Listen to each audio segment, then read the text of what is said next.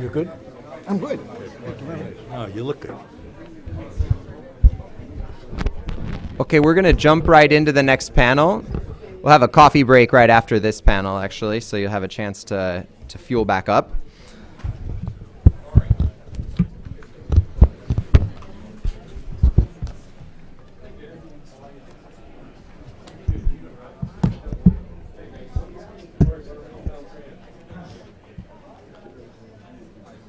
Great. So for this panel, we're really excited. We get to launch this report that I spoke about just a bit earlier today, The Anatomy of a Relationship, the Evolution of Cooperation between the United States and Mexico in Border Management. It's a fantastic set of essays by a fantastic group of authors, except for one at the end that I wrote. Sorry about that. I had to put my own 2 cents in there somewhere. But it's a really interesting story. And I think the way that I see it, I think there are multiple lenses through which you can see this collection of essays. But the way I see it is that there was a traditional narrative about what happened after 9/11 at the border. And it went something like this.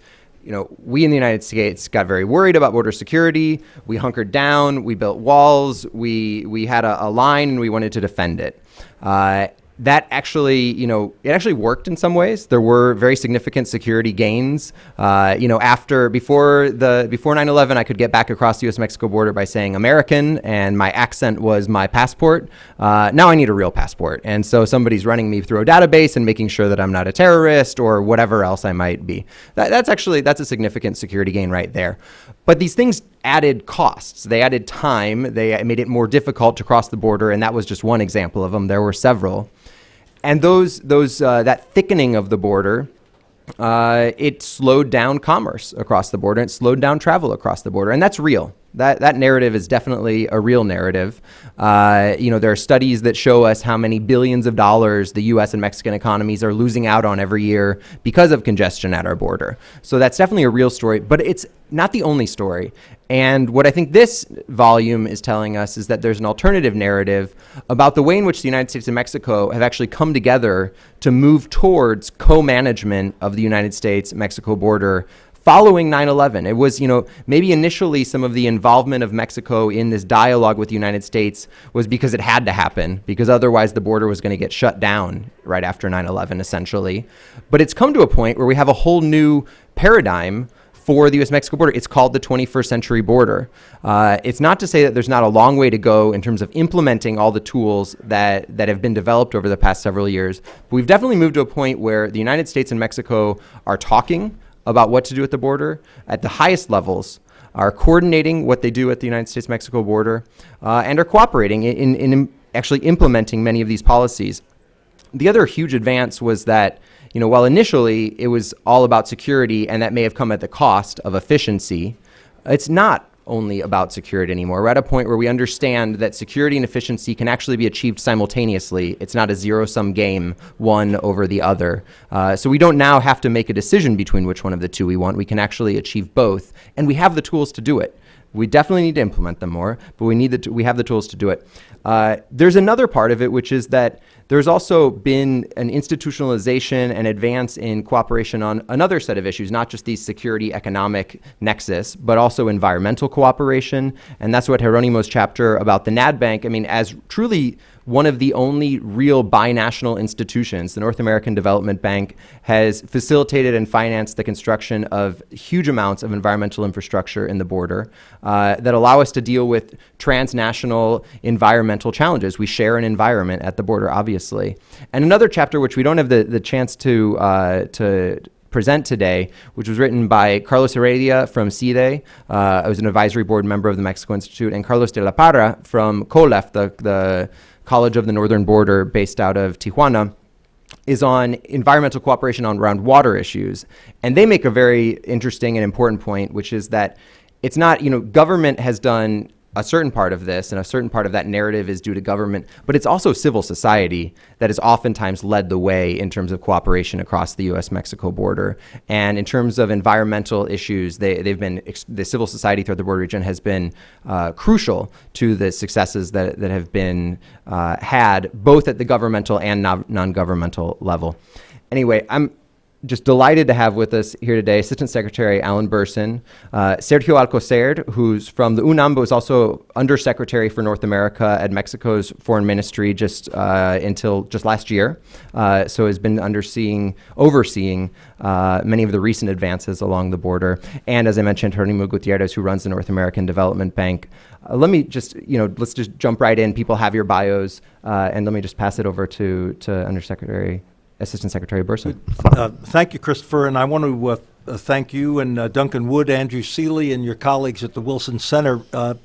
As practitioners, Sergio, Geronimo, I, and many of the people sitting in the audience who have actually been deeply involved in this amazing transformation, actually have an opportunity through the Wilson Center and the Mexico Institute from time to time to sit and reflect and to put together the intellectual engineering that helps us understand what we've done.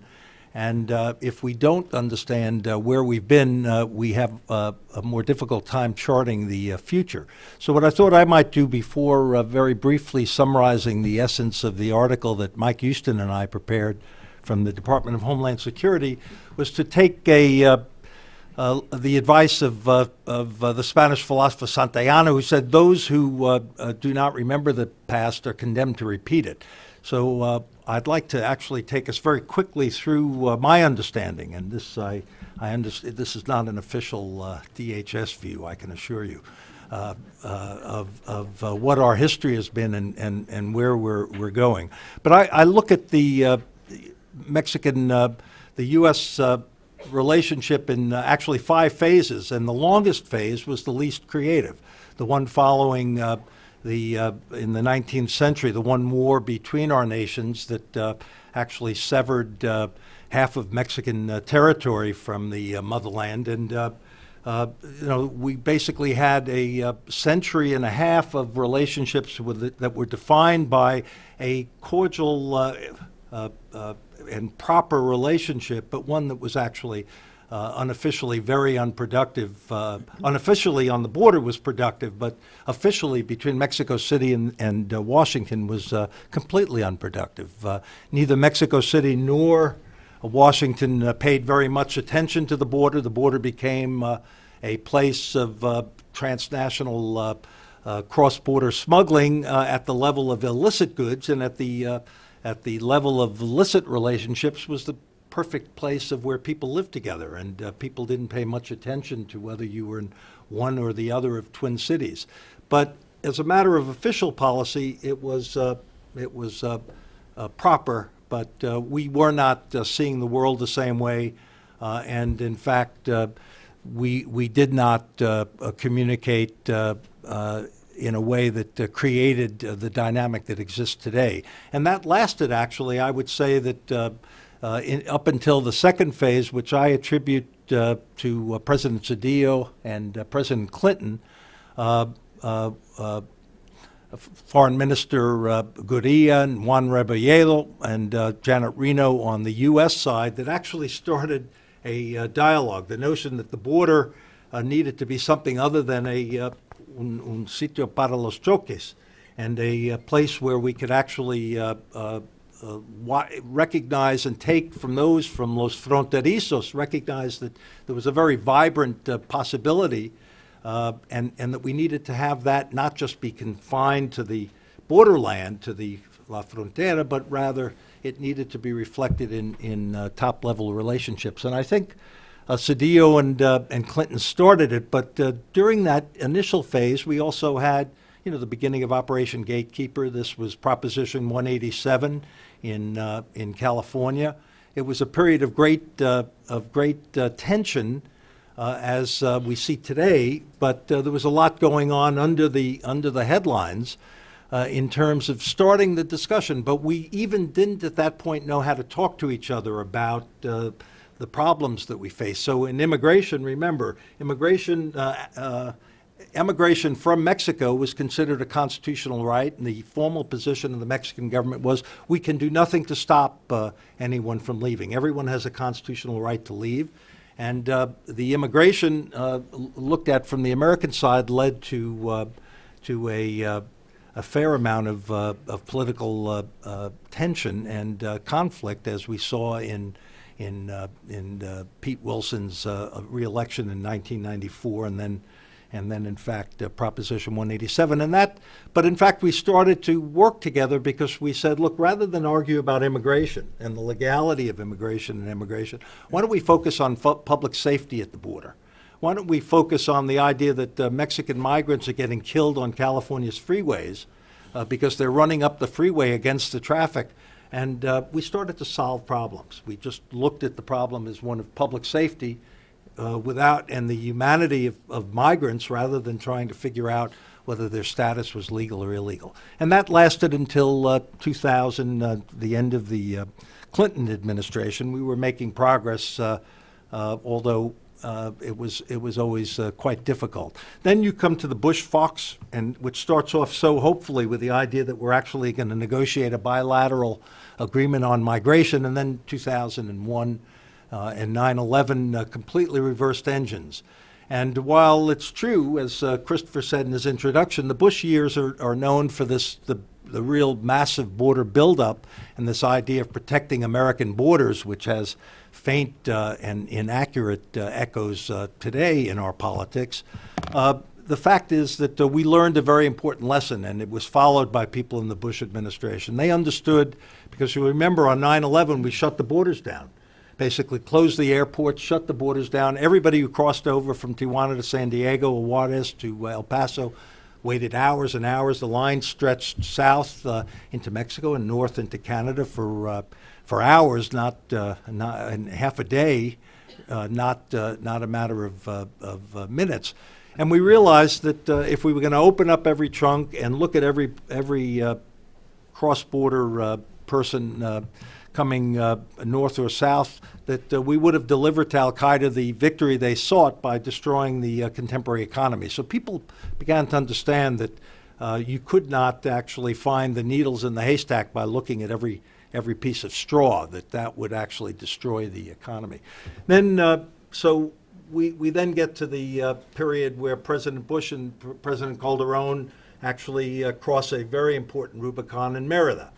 In which, for all the tension that's going on, you begin for the first time to have an understanding that we are in a continental security situation, and that in fact the security of the United States requires that we enter into security partnerships with Mexico. That had never happened before in the history of U.S.-Mexican relations. And then I think President Obama and President Calderon continue that, and President Peña Nieto doubles down on it. And we get into the fourth phase from 2009 to 2015, which I think is the subject of the book that has been compiled, in which we have an enormous transformation. And the reasons, I think, for that transformation are, one, the realization, as Christopher said, that we cannot be what Alan Redding called distant neighbors. We cannot be so distant from ourselves. We are locked in this as a matter of geography and history. And what's happened is quite remarkable. It's been transformations of the kind that were unthinkable 20 years ago. Unsayable even 8 years ago, and now it's conventional wisdom. And we come, and in this volume we celebrate a relationship of mutual respect that is real and not rhetorical. How did we do it? First, NAFTA. My mother always taught me that it's not the money, it's the principle, it's the money. Follow the money, and the expansion. This massive, almost exponential expansion in our trade to the point where we're now trading $1.3 billion a day, as opposed to 80 billion 20 years ago, actually creates, you don't have to be a Marxist to conclude that, in fact, this economic relationship has created social and political possibilities. The second is the transformation in Mexico. Frankly, aside from possibly the remarkable transformation in East Asia, in China, possibly the greatest political transformation in this century in terms of the development of a democracy, a robust democracy, which is a lasting tribute to American history, Mexican history, and the Mexican people. Think about that development, and together with economic growth that's taken place, and obviously I think has something to do with it. But you had a transformation in Mexico, and you had the willingness in the Obama administration to really start to say what was not sayable before, which is that we need to use this idea of security and economic prosperity to make this partnership functional and as it is today. What the article does is describes how this notion that Christopher referred to, how some of the theories of action of Homeland Security have actually facilitated this transformation. And the one, again, going back to the 9/11, the opening every trunk and the looking at every document, when we realized that you could not find a needle in a haystack by actually looking at every piece of straw, we realized that in fact you needed to make the haystack smaller. And the notion of risk management and trusted traders and trusted travelers has been the way in which we've overcome this notion that security and economic competitiveness are mutually exclusive variables, as opposed to the same process that by facilitating and expediting the crossing of lawful trade and travel, you actually get to focus your security resources on those people or cargoes about which you have derogatory information or about which you don't have sufficient information to make a judgment about the degree of risk they present. The key to risk management is obviously information, data. You take data and you turn it into usable information, and you use that information to design your strategies and your policies.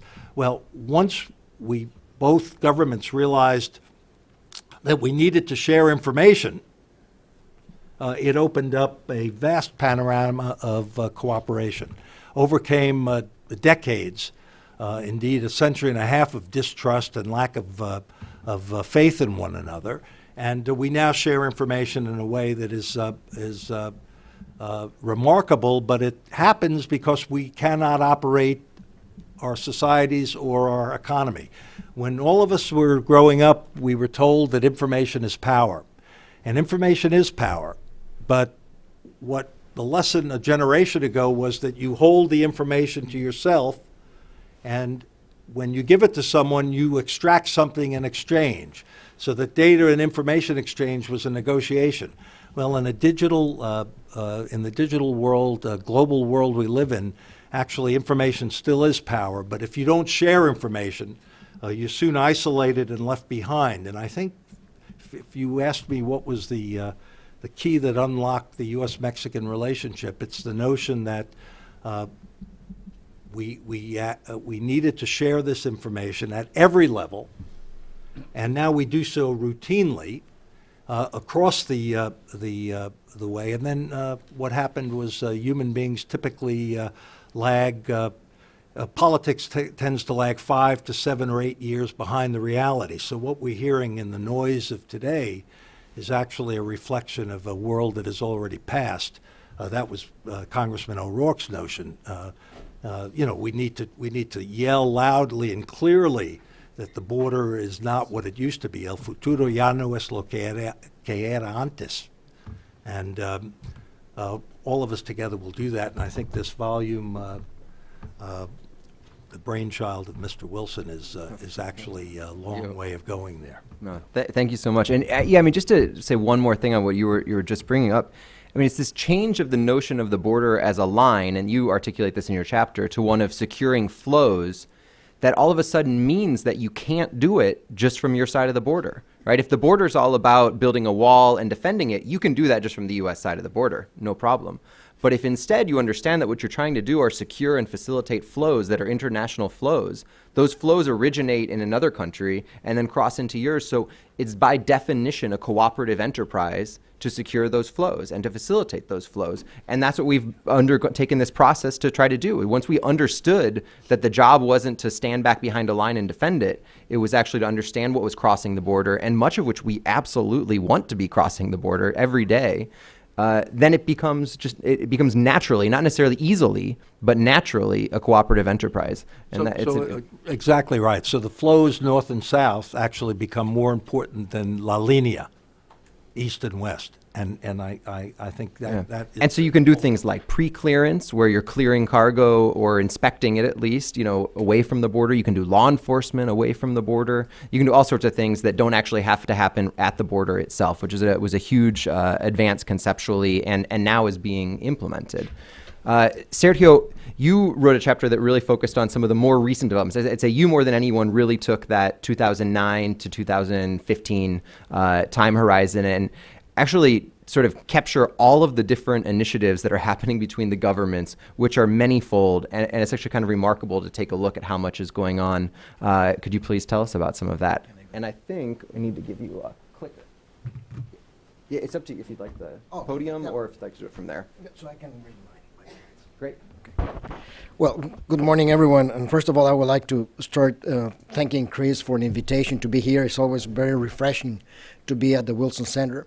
And it's always very nice to see good friends, Alan Bersin, Geronimo Gutierrez in the panel, Ambassador Sada is a new capacity. It's a pleasure. And former colleagues at the Ministry of Foreign Affairs and friends from the former government and the United States and friends from the border. I don't come from the border, but I had the privilege of visiting the border several times in the past couple of years. And since now I'm a professor back at the university, I decided to make a presentation because that's what professors do.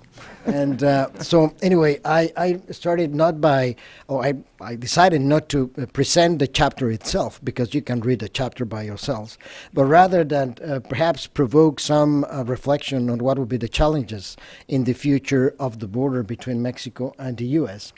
And I think the chapter has a lot of figures and numbers which are very, very relevant in the rhetoric that we are hearing, particularly in the United States. We need to educate a few people here in the States.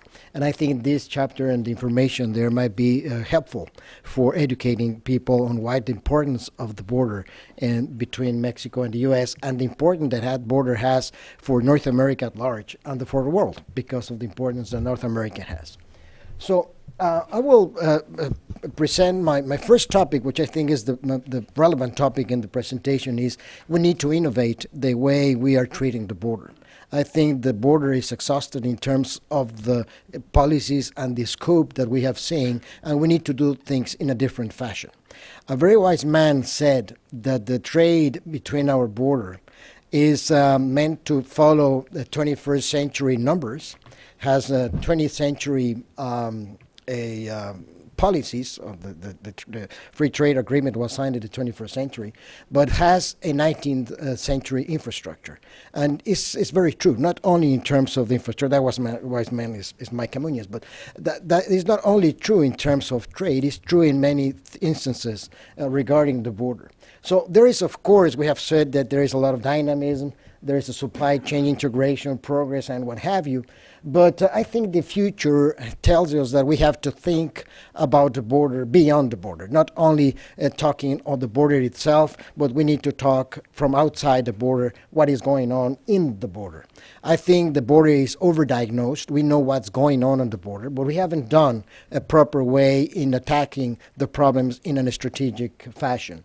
And we need to engage more the stakeholders. We do it locally, but we need to do it more and more with the social civil society and the private sector. But at large, I think one thing that we need to do is to improve the way we do things by innovating those processes. One thing that differentiates a society on the 20th century with the 21st century is exactly innovation, is that we do things in a much faster way, in a more strategic fashion, but also using the knowledge that we already have to advance much faster. That's exactly what I'm proposing now in terms of innovation. These are the contents of the chapter of the report that you can read, and I will just go on the challenges in each one of them, and with final conclusion related to the overall challenges. Related to the 21st century border, certainly there was a piece of advance, a landmark advance, when both Presidents Calderon and Bush signed the 21st century border.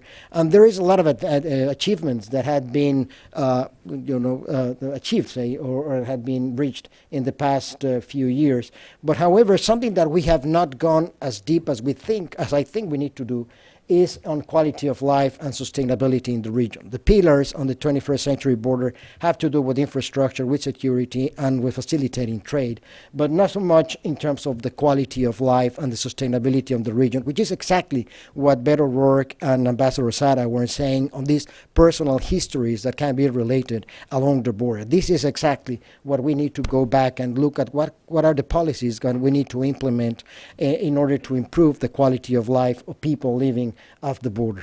Certainly the level of cooperation and security have improved in the past years. We still ways to go in order to improve on both sides, particularly on the Mexican side. And certainly one thing that will be very helpful from the Mexican side is to have a more clearer vision on what is the policy of the war against drugs on the U.S. side.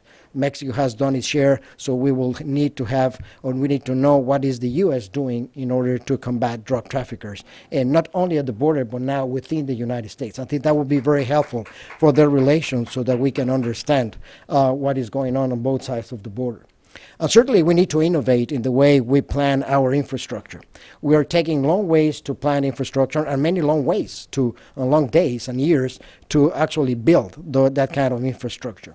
And we have conflicts of interest, the way we develop infrastructure. Sometimes we have developers that become also parts of decision makers. So we need to clear that path. And also we need to accelerate project execution, because as our friends from San Diego know, it has taken so long to improve the border, not only in San Diego, but in other places. And we need to go much faster because the border demands this.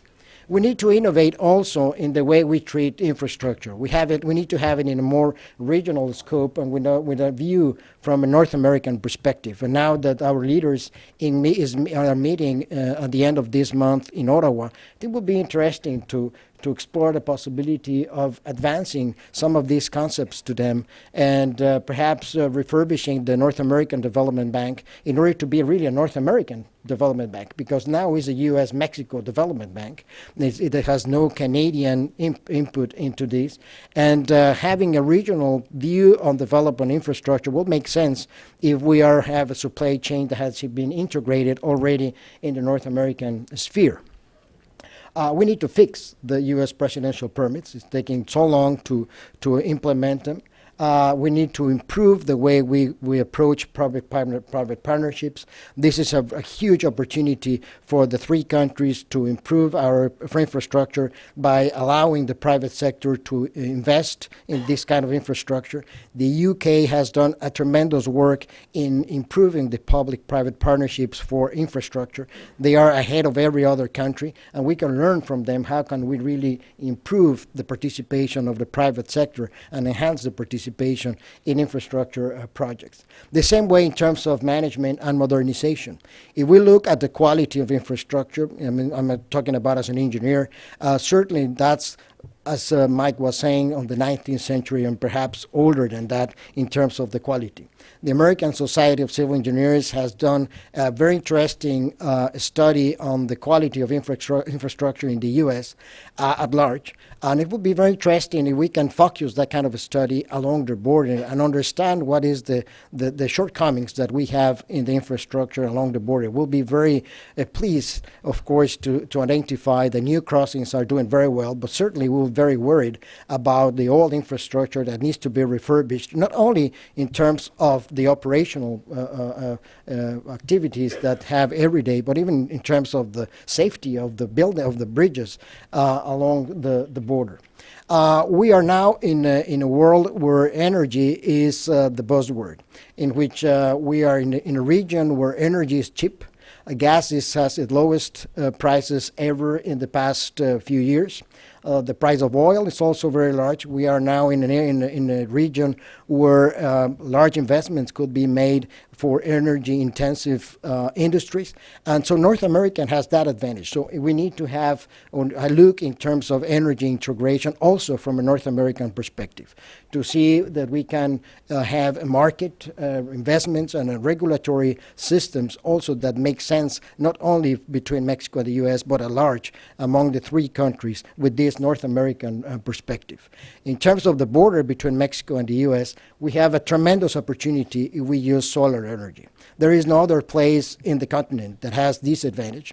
We have places in which we can build large facilities for solar energy, and I think this will be an opportunity to start doing these things, not as a pilot project, but larger projects than that, and that we can generate electricity in a clean fashion, and that will really send an interesting message to the world that both the U.S. and Mexico in this particular case are committed to advance against climate change. And the same thing can be said between electricity interconnections and the possibility of having power storage along the border in also to reduce the cost of electricity, which is already low, but we need to go as low as possible in order to maintain the competitive advantage that the region has. In terms of trade facilitation, the high-level economic dialogue and the U.S.-Mexico CEO dialogue certainly have made interesting advances and achievements. However, there is still challenges to be faced. This is the case of reducing inefficiencies, extending logistic corridors beyond the border. And this is particularly important for the region itself because, as it has been mentioned, not only what is important in the border is what happens at the border. We also need to think what is happening far away from the border, understanding what Brookings Institution once mentioned, that the trade between Mexico and the U.S. and Mexico, Canada, and U.S. at large is not only at the border, but is also from manufacturing centers, which are in metropolitan areas far away from the border. So that makes that in order to make the border more competitive, we need to think how we can connect the border with those metropolitan areas where all this production is taking place, in the case of Mexico, the Bajío region, for example, in order for these logistics corridors to make sense and don't have a negative impact in the border. That is also important to say that the business along the border need to be improved in terms of the added value that they can give to the supply chain between Mexico and the U.S. This is particularly the case of the maquiladora industry that at one time made sense in terms of building or just attaching components one to each other to eventually come up with a product. But now you need to have more design, more innovation, and the incorporation of new materials and new ideas so that the maquiladora industry should evolve and become a more added value entity for the supply chain. In terms of environment and sustainability, certainly one of the issues that need to have a more strategic scope is water.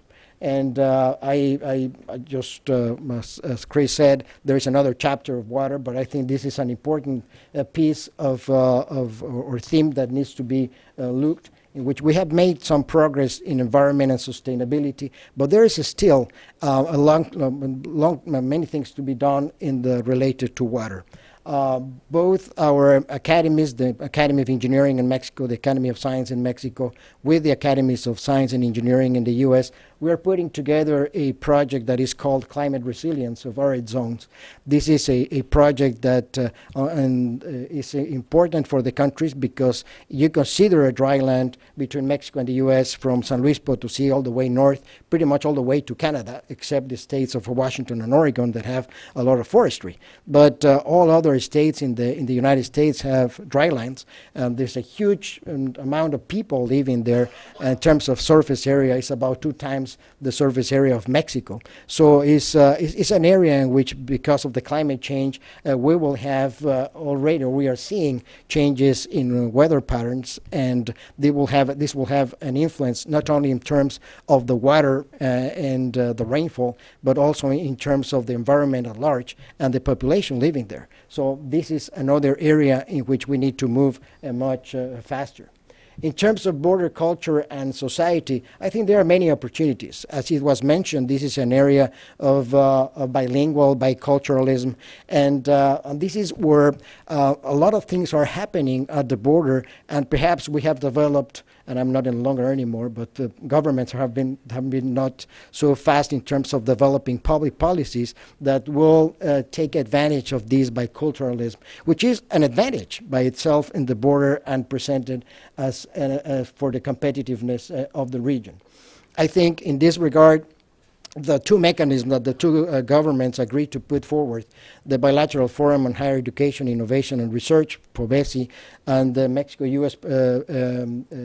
Council on Entrepreneurship and Innovation, MOSAIC, are relevant in terms of developing binational research and innovation centers and clusters on particular topics in which for the border makes a lot of sense. This is the case of energy, particularly solar energy.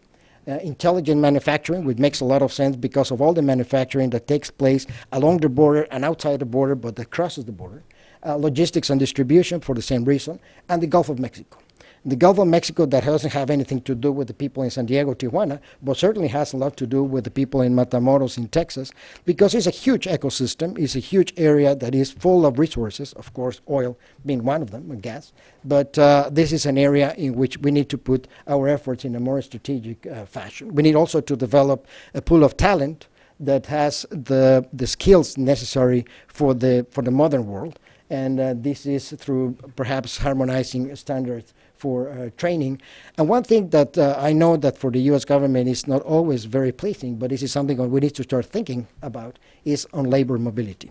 Because we need to understand that we need to complement each other in terms of the markets, the labor markets, and the advantages in terms of the Mexican side of the age of our people as compared to the age of the Americans. Makes a lot of sense to start thinking about labor mobility in a rational manner, in an organized manner, and so forth. But this is something that we need to put on the table as soon as possible. So final comments, I think we need to improve our understanding of the border itself, but particularly we need to come up with a strategic communication or a communication strategy. This is something, when I was in the government, that we talked several times with Alan, and we didn't have the time to actually come up with a communication strategy. Just the time, I mean, the number of issues that we have every day don't allow you to build that strategy. I think that the Wilson Center and perhaps other centers could help in aiding and developing this communication strategy, in communicating those stories that are quite relevant in the border, and particularly those personal stories that would be very touching for the people itself.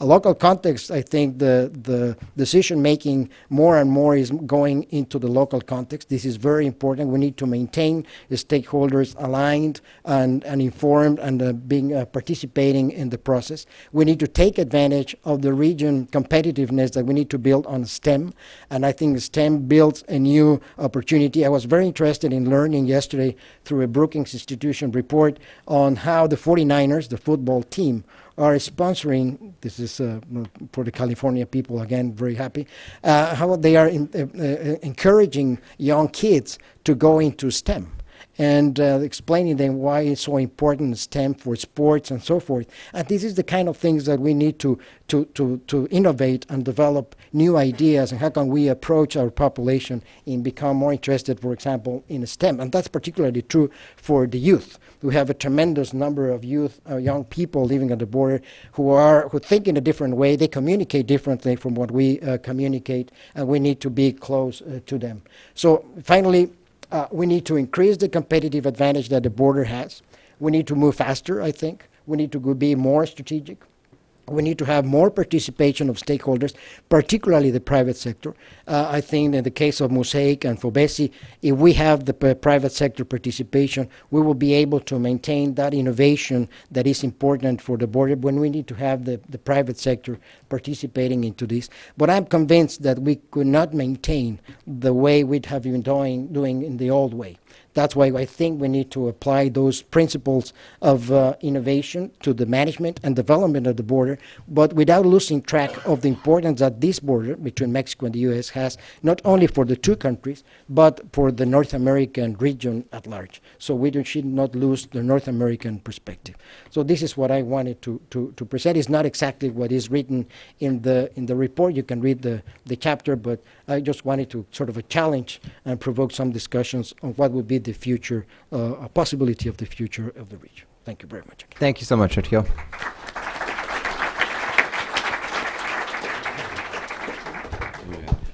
And last but certainly not least, Geronimo Gutierrez, who runs the North American Development Bank and can actually also had the position at the Foreign Ministry a few years back, so understands the shoes that Sergio was filling until just recently.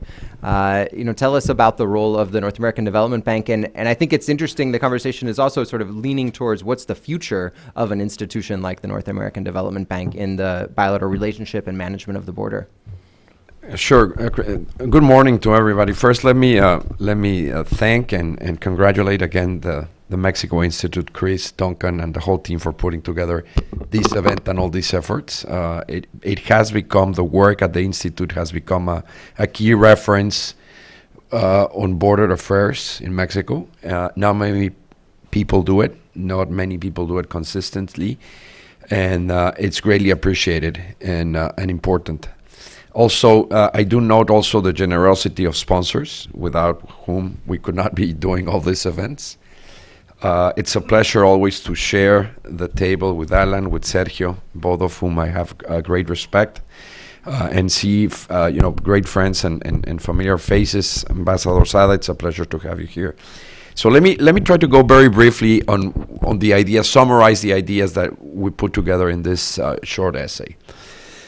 The essay is called Becoming a Useful Tool for Governments. And the idea that we were trying to transmit is precisely a sense of evolution, meaning where the bank has been as an institution, where it is, where it might go, and trying to be objective about the positive and the negative, because there's certainly both.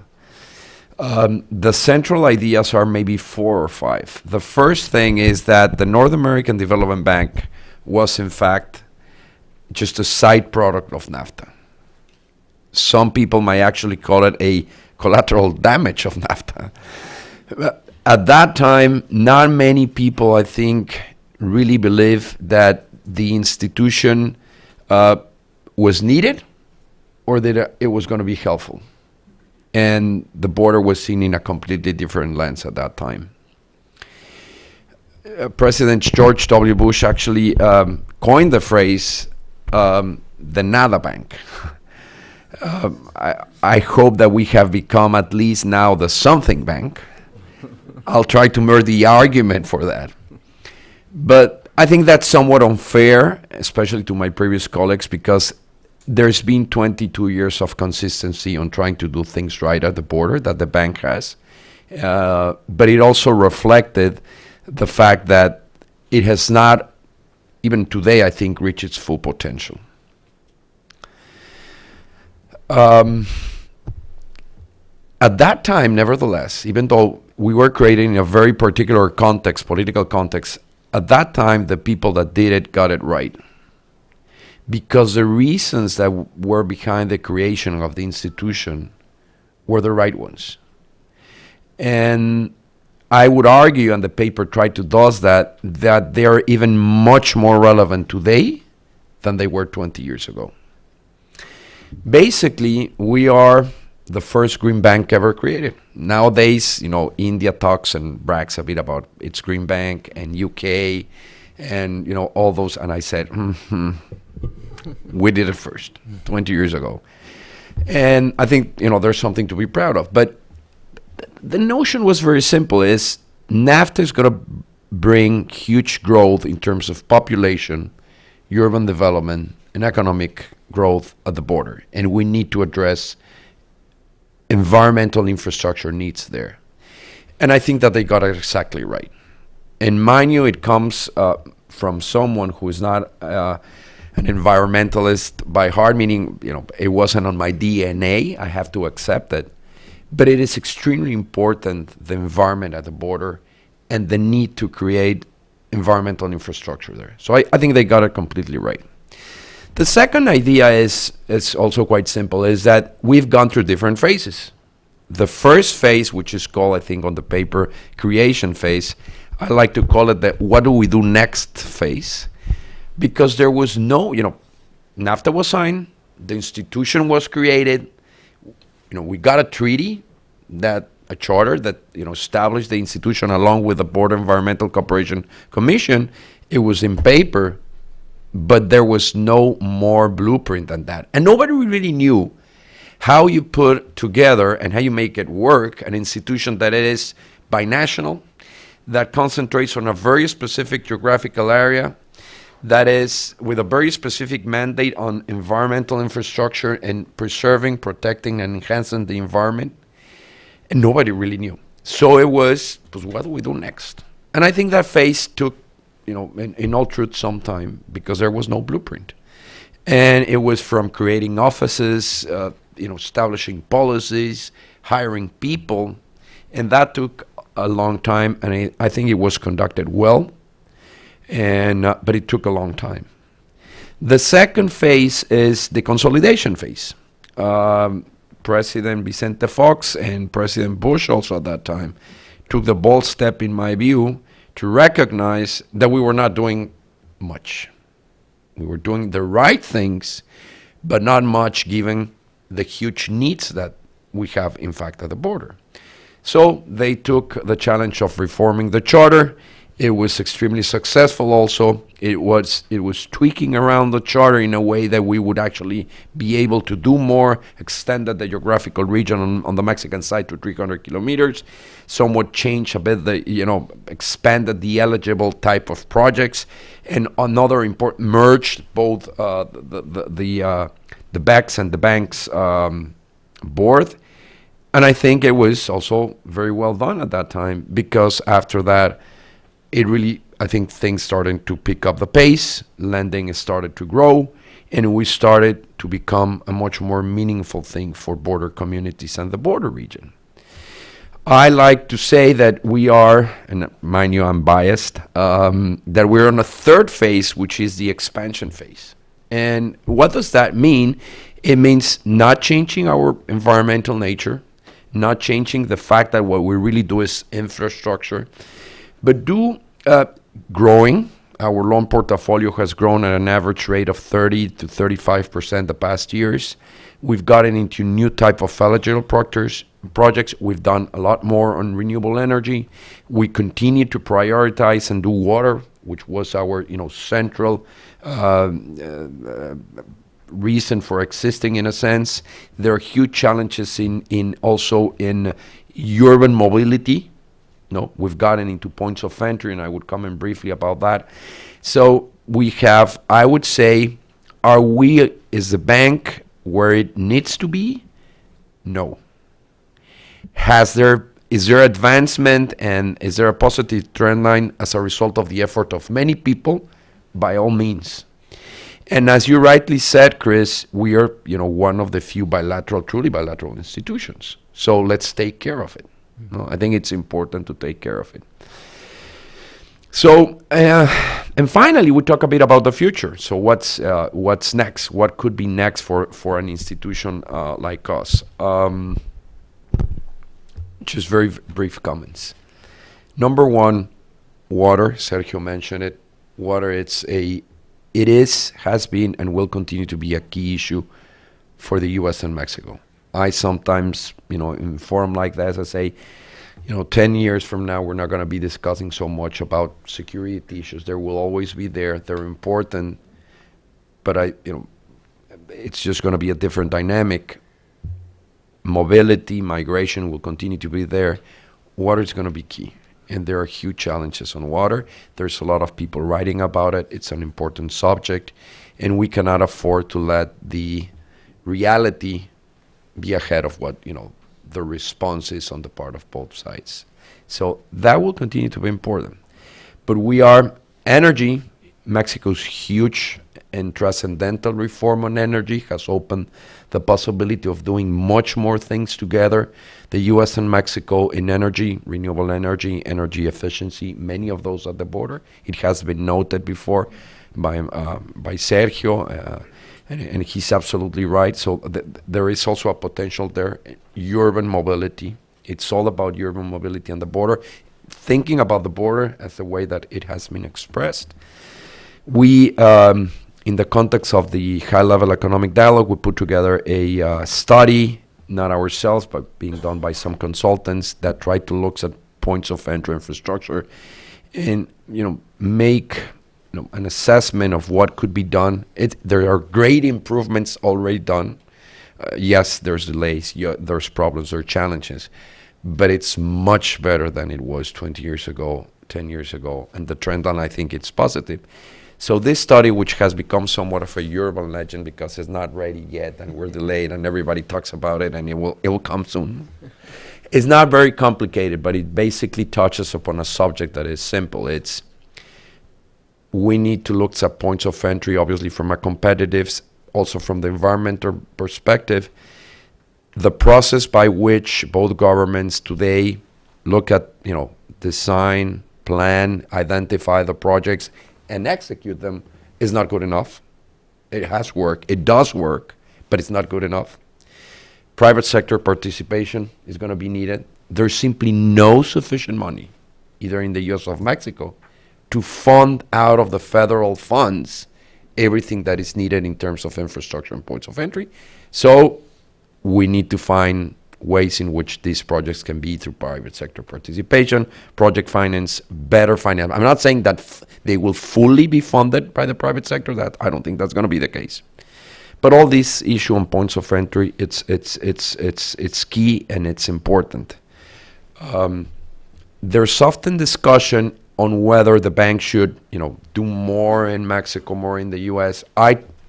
In all truth, my own line of thinking has changed over the years in the following sense. Yes, there's a lot of things that we could be doing farther south in Mexico, and for all matter, maybe also in the U.S., farther north in the U.S.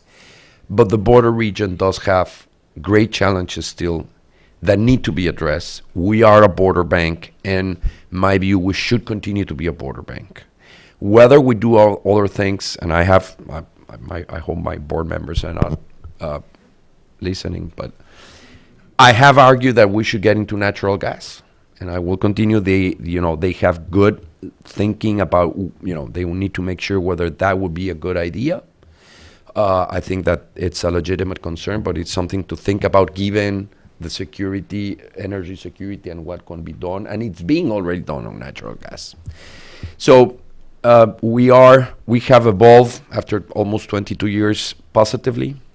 We're proud to be one of the few binational institutions. We've learned, we have had a important learning curve, but we are, I believe, that's the summary, better positioned today to address some, not all, but some of the challenges that are at the border. And again, finally, two more very brief things. From an institutional, those of us that have been in foreign policy like to create institutions and foreign mechanisms. If you don't do that, they don't pay you. You didn't do your job. So, from a reflection, is it institutional? There's a lot of talk about institutionalizing the bilateral relation, and we are, in fact, an institution. So, just three quick things. A, if it ain't in the budget, it's not there. The people that created the bank took the step to do three things that are crucial: personnel, office, budget. International institutions that don't have that, I'm not saying they're not useful, but they have much more time and struggle. Two, a truly bilateral team. There's U.S. and Mexican nationals sitting side by side, border wonks that really are not there to address or preserve U.S. or Mexican interests. They are there to pursue the shared interests of the U.S. and Mexico at the border. And it works. It's a truly binational team. I think those two things have been instrumental, and we've gotten the support for many, people, including Beto O'Rourke, who was just here, without whom, and many congressmen here and in Mexico, and many people and institutions that have belief that we can do something. Thank you very much. Thank you so much, Geronimo. I think the this, and I'm gonna just open it to the audience for questions. I just want to make one comment here. I've been thinking a lot lately about this idea of institutionalization in the U.S.-Mexico relationship in general and at the border in particular. But I think it's a fascinating one because I think what we may actually be creating.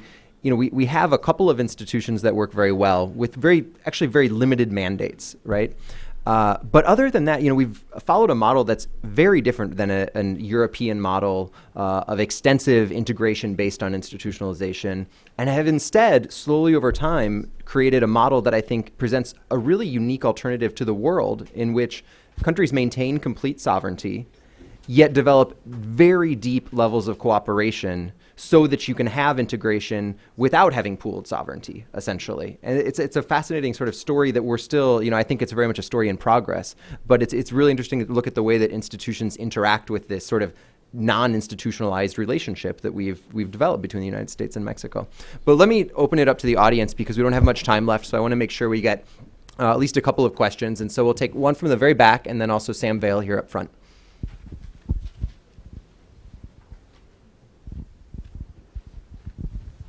This question is for Sergio. You centered on infrastructure as an engineer and energy integration. Could you please tell which country, United States or Mexico, benefit most economically, statistically, and if not, could you elaborate how both countries, it's mutually beneficial for both countries in terms of infrastructure and energy integration, including renewable energy? Thank you. Thank you. And can you just identify yourself, please?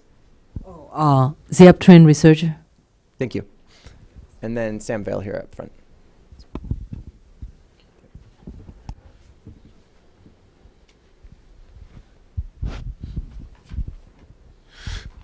For Secretary Bersin, at what point do you think that when you're talking about all the integrations and the other things that need to be done, do you think that we can get U.S. and Mexican customs to start looking at the entire border as one system as opposed to trying to allocate?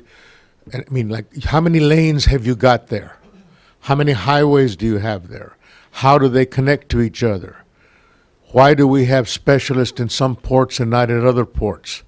That is what creates some of the problems. And when we truly get to be binational and we look at both countries as having a very large system of utilization, and there's not a port of entry that's congested 24 hours a day. Thanks. So let's just go back to the panelists, and which can make sort of a closing remark as well as the answers to any of the questions. Do you want to start? Just starting with Sam's question, I think the answer is that we've created the foundation for those kinds of perspectives that, as I say, would have been unthinkable 20 years ago. And just cueing off Chris's observation about institutionalization, we actually have shared production platforms, and as we move away from security being the way in which we think about the border, those kinds of studies and perspectives will naturally take hold. It won't happen as quickly as you or I would like, but there's a certain amount of dynamic operating here and momentum that really will lead to that kind of perspective. We've done it in a limited way by looking at corridors. We've looked at economic logistical areas. I think the next phase in the relationship will take that up, but also we'll have to look at enlisting time and as well as space in the infrastructure issue. So it's not just about what happens at the garita. It's not just the bridge. It's actually figuring out how we use time to schedule crossings, but crossings from Guanajuato to Detroit. And all of that is now possible in ways that were not conceivable a generation ago. So I'm optimistic. Just briefly on the energy question, I think that is the key to the last phase, which Sergio and Geronimo have mentioned. This is the next phase is that will take up the issue, Sam, is not just U.S.-Mexico flows, but U.S.-Mexico-Canada flows, because this is genuinely about energy independence will completely change the geopolitics of the United States and create a real North American continental reality that doesn't have to respond to every event worldwide to protect energy lanes and sources, so that I think we really are in an extraordinary period in which North America is the story. As remarkable as East Asia and China are, it's the story of the next generation is North America. I say that the American century may be coming to an end, but it's doing so in the context of a North American century that's just beginning. Thanks. Well, first of all, thank you for the question. I think that both countries will benefit for any investment that we make in the border and any investment that is made on the energy side. The Minister of Energy from the three countries, Canada, U.S., and Mexico, met in Winnipeg in February this year. And they are agreed to explore a more faster and wider exchange of information on energy.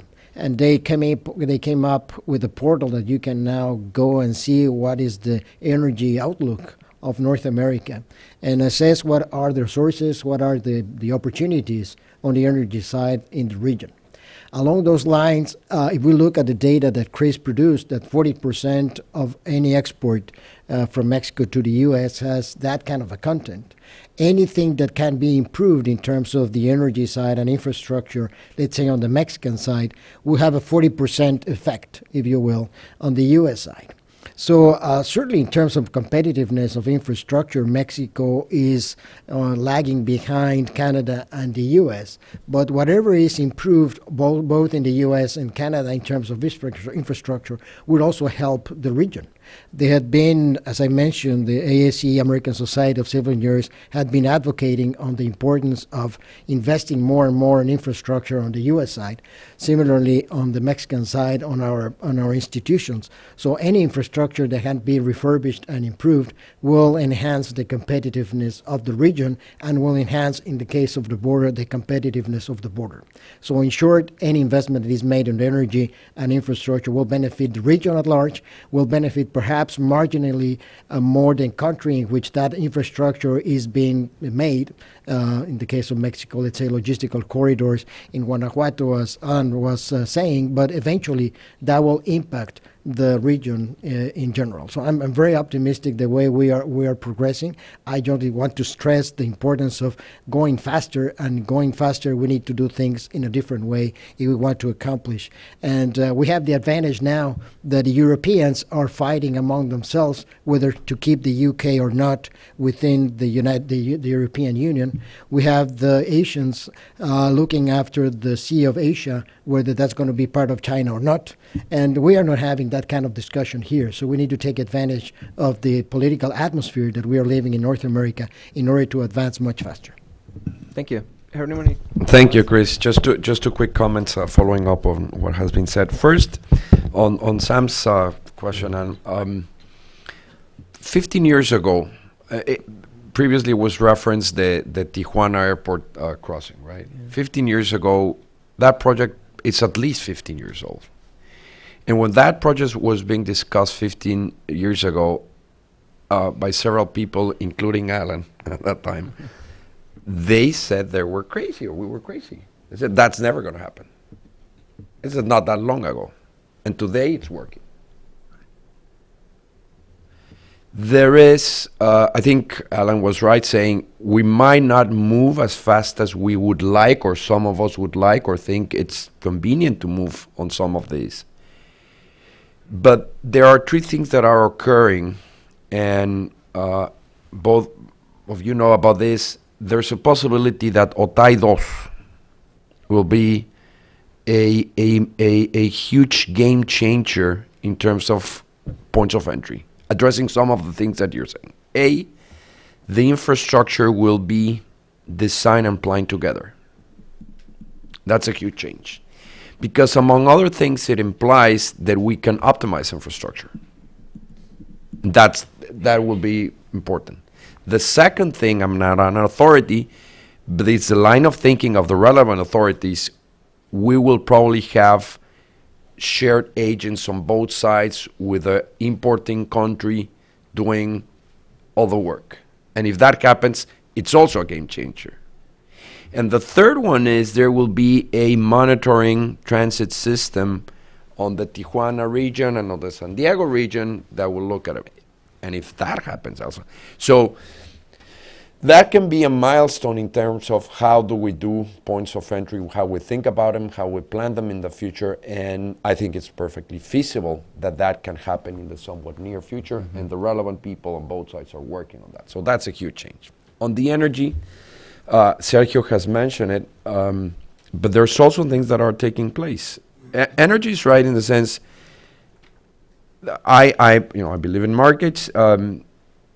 Both sides, and again, after Mexico's reform, both governments have to put the proper regulatory scheme in place. That has happened, and whenever help the conditions to develop the infrastructure, which has happened. So now you have pipelines, a lot of pipelines being built from natural gas from the U.S. going to Mexico.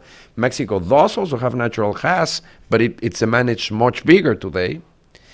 There is also electricity trade between Mexico and the United States exists since 1911. It's always been there. There are 8 interconnection points, if I'm not mistaken, but now it's going to grow much more. And if there's possibility of not exchanging electricity, not only in emergencies, but more in a market sense, the consumer, in my view, will benefit. So that's important. And then there is, and just on the renewable, the border has, as it was mentioned, very good conditions for renewable. And it's not the panacea. It's very important. Renewable won't grow as fast as some people might want. We establish very demanding benchmarks and challenges both in the U.S. and Mexico. But there are interesting things going on and I'll stop there, a project that is in Sierra Juárez in Baja California, which is the first renewable project that produces wind electricity in the Sierra Juárez in Baja California, exports it to California and sells it to a utility in San Diego.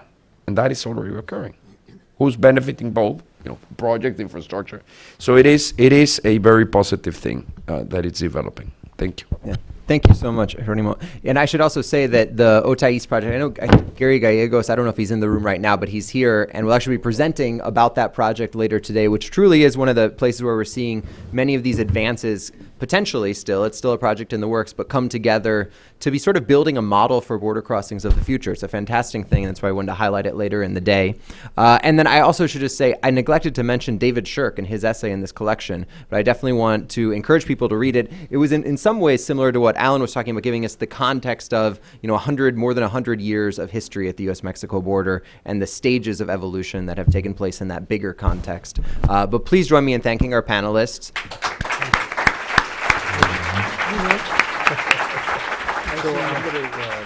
We now have a short coffee break. Please get up, grab a coffee, but please be back in here in 10 minutes so that we can start promptly on time with Senator Flake.